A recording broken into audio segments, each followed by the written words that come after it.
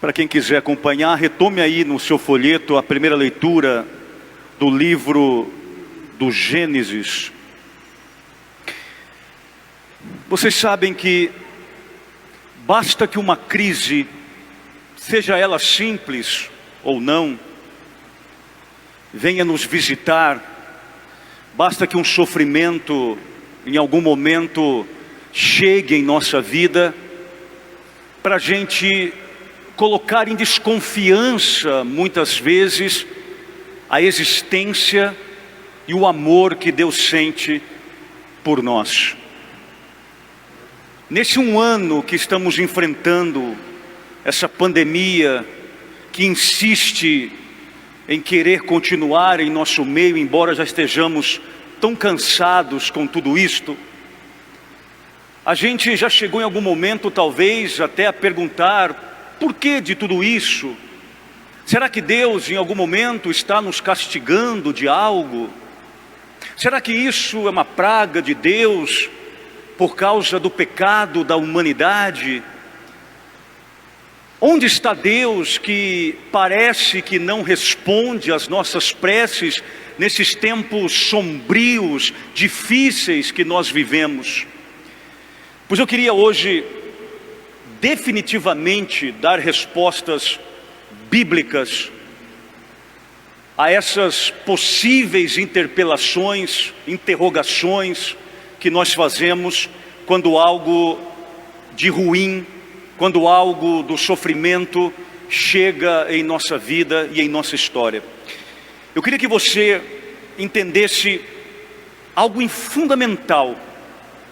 Deus de fato nos ama, ou ainda nós temos que pensar num Deus castigador, como muitos aproveitam também o momento em que estamos vivendo para poder pregar isso o tempo todo, os castigos de Deus sobre a humanidade. Pegue o texto aí de Gênesis, capítulo 22. Esse texto, num primeiro momento, ele causa alguns conflitos internos na gente, algumas indagações na gente, porque ele parece ser um texto extremamente contraditório com aquilo que nós sabemos, cremos sobre Deus. Mas aqui eu preciso falar três coisas que são teológicas e ao mesmo tempo são bíblicas. Primeiro, Deus não queria matar Isaque, o filho de Abraão, não. O que Deus queria aqui era simplesmente, unicamente, provar a fé, a obediência que Abraão tinha ou não, neste contexto da prova, no próprio Deus. Segundo, esse texto é um texto tipográfico, ou seja, são textos que têm personagens, eventos, contextos do Antigo Testamento que trazem prefigurações para o evento Jesus Cristo, para o Novo Testamento. É quando você lê um texto e você consegue então, a partir desse texto, ter algumas revelações, ter algumas prefigurações, melhor dizendo, do evento Jesus Cristo. E tem muita coisa importante aqui neste texto da primeira leitura.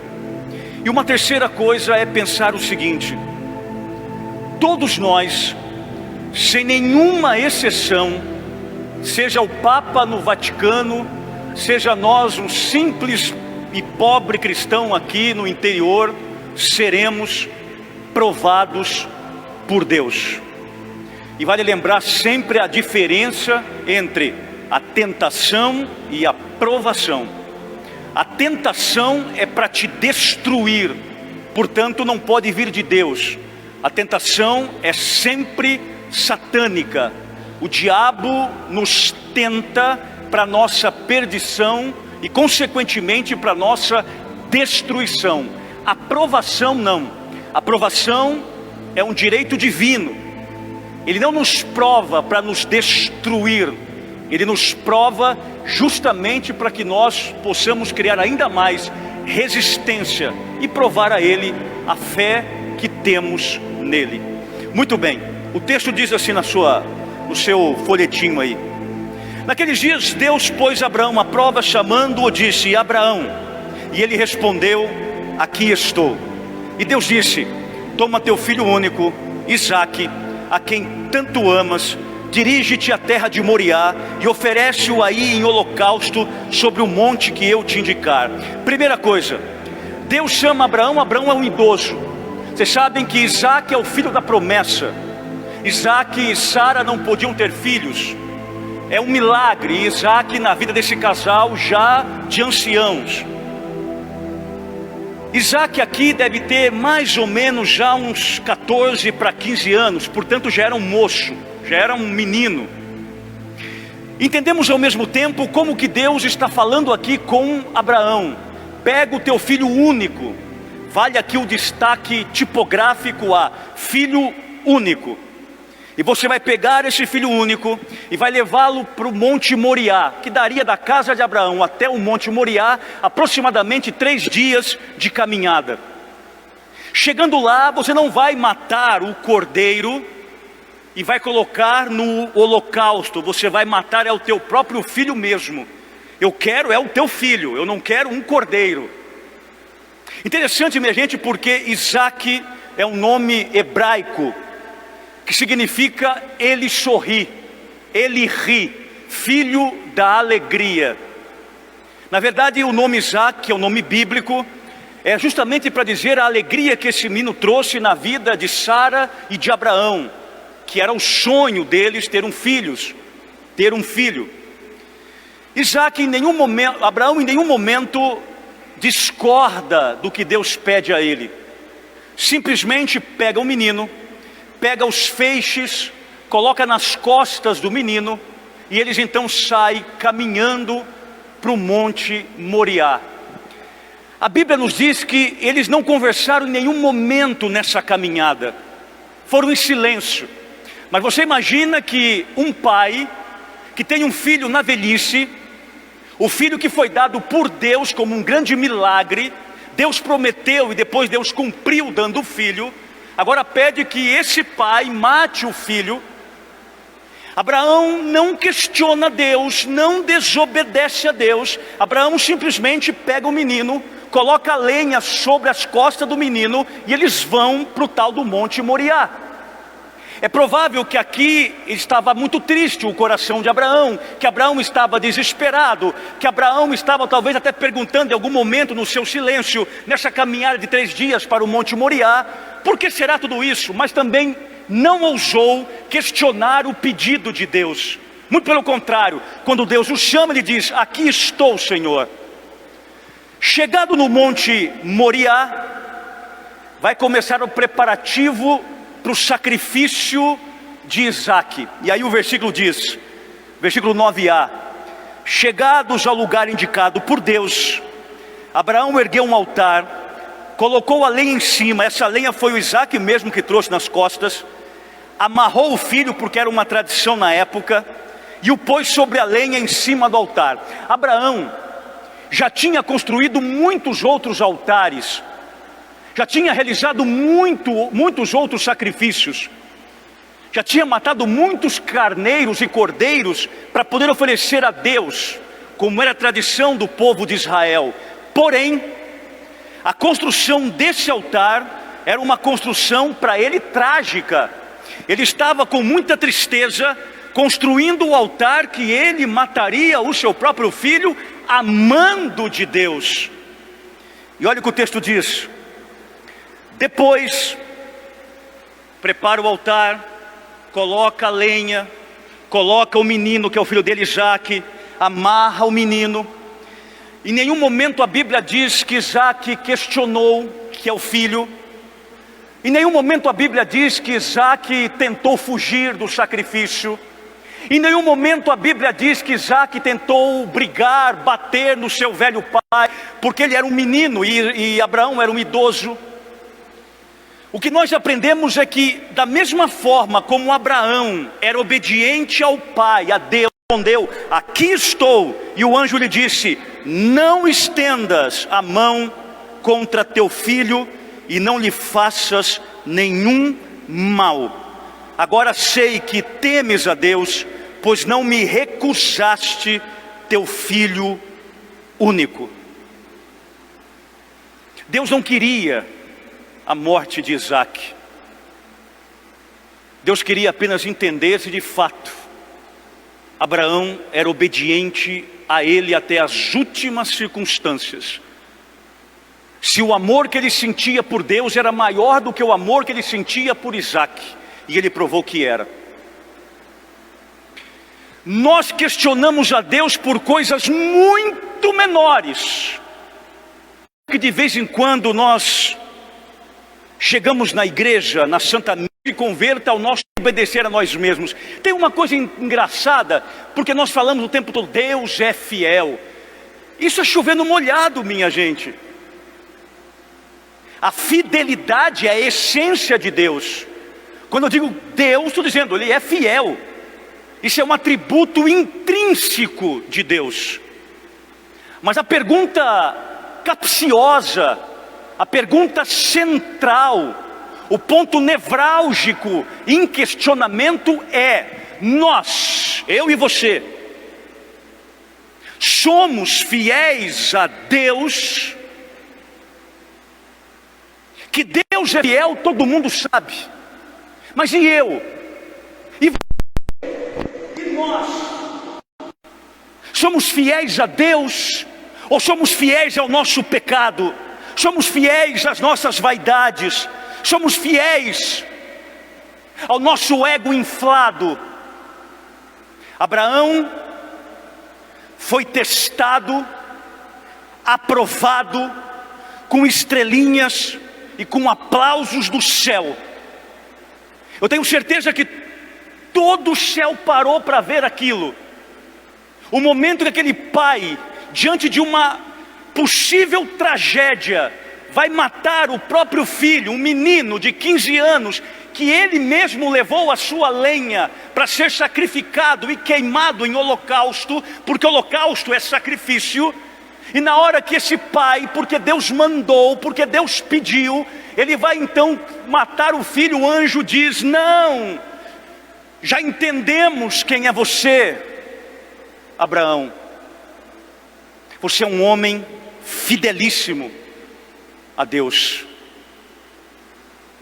Mas aí, minha gente, olha que coisa espetacular, e aqui está o ponto central deste texto. Versículo 13. Abraão, erguendo os olhos, viu um cordeiro preso num espinheiro pelos chifres, foi buscá-lo e ofereceu-o em holocausto no lugar do seu filho. Se você entender isso aqui comigo hoje, você nunca mais vai questionar Deus na sua vida, nunca mais. O texto em si é muito importante para a reflexão nossa, mas o ponto principal é este aqui. Eu queria que você lesse comigo, pega o teu folhetinho, no versículo 13, aí está o ponto profundo da reflexão. Vamos juntos? Abraão, erguendo os olhos, viu um carneiro. No lugar do carneiro você pode pôr cordeiro, preso num espinheiro pelos chifres. Foi buscá-lo e ofereceu-o em holocausto no lugar do seu filho. Escute isso. Eu comecei essa pregação falando para você que o texto é tipográfico. E aqui é tipografia bíblica, catequética. A tipografia é quando você tem elementos no Antigo Testamento que prefiguram elementos, eventos, ocorrências, personagens do Novo Testamento. Isso é tipografia bíblica que a gente estuda na hermenêutica e na teologia bíblica. Aqui nós temos muitas coisas para pensar. Vamos lá. Isaque carregou a lenha nas costas, diz o texto, não esse aqui de hoje, alguns versículos que foram tirados daqui. É ele mesmo que leva os feixes. Eles vão caminhar justamente para uma montanha, para um monte chamado Moriá. No Monte Moriá, Isaque seria sacrificado. Mas na hora do sacrifício, o anjo diz: não mate o teu filho. Logo ali no espinheiro tem um cordeiro enroscado pelo chifre. Pegue-o e o coloque no lugar do menino e sacrifique o cordeiro. Presta atenção. Isaque carregou a lenha nas costas. Jesus carregou a cruz nas costas. Isaque subiu o monte Moriá.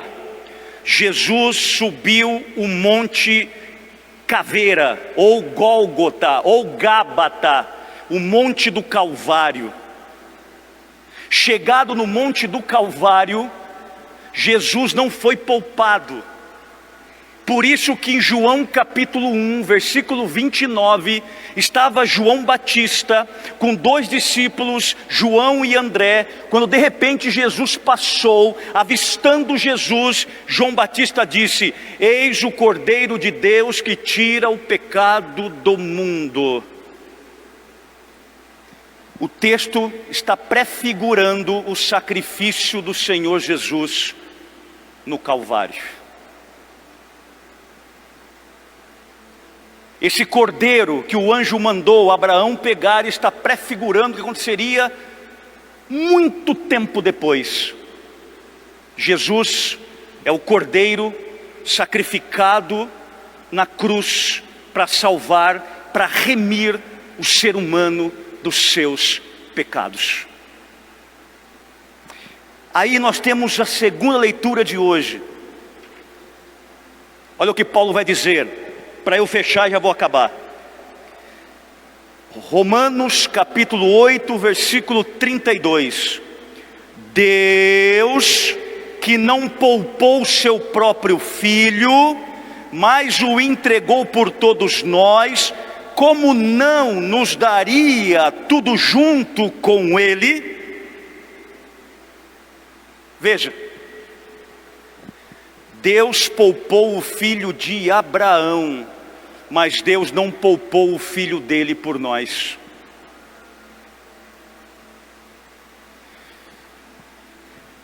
Eu queria que você essa tarde pudesse entender que dentro do contexto da liturgia da palavra hoje, você é o novo Isaque e eu também. Não somos o Isaque filho de Abraão, somos o Isaque filho de Deus, amados por Deus. Aquilo que Deus disse para Abraão: toma teu filho único Isaque, quem tanto amas, é dirigido hoje para mim e para você. Veja, aquele cordeiro foi sacrificado no monte Moriá, no lugar de Isaque. Isaque desceu do monte, mas o cordeiro ficou lá. Ora, Jesus foi sacrificado no Calvário para que eu e você, para que nós descêssemos. E se hoje nós temos a chance de ir para o céu, é por causa do cordeiro que foi colocado no meu e no teu lugar. Por isso que o sacrifício de Jesus é o ápice da nova aliança. Não sacrifica-se gente, não sacrifica-se mais animais, não precisa mais fazer isso, porque o único e definitivo sacrifício é o sacrifício do Senhor Jesus, o Cordeiro de Deus que tira o pecado do mundo. Isaque, já que significa isso, ele sorri, é para que nós também possamos sorrir, porque o nosso Deus morreu no nosso lugar. Portanto, qual é o formato do amor? O formato do amor é a cruz. Porque naquela cruz, literalmente, Deus morreu sangrando de amor por você. Só por você. Ele, o Cordeiro, trocou de lugar comigo e contigo. Então, se alguma coisa está acontecendo na tua vida nesse momento, se você está passando por um sofrimento, por uma crise, se nesse momento você está passando por uma provação, fica tranquilo, não é castigo do teu Deus, não é um Deus que tem prazer em ver você sofrendo, não.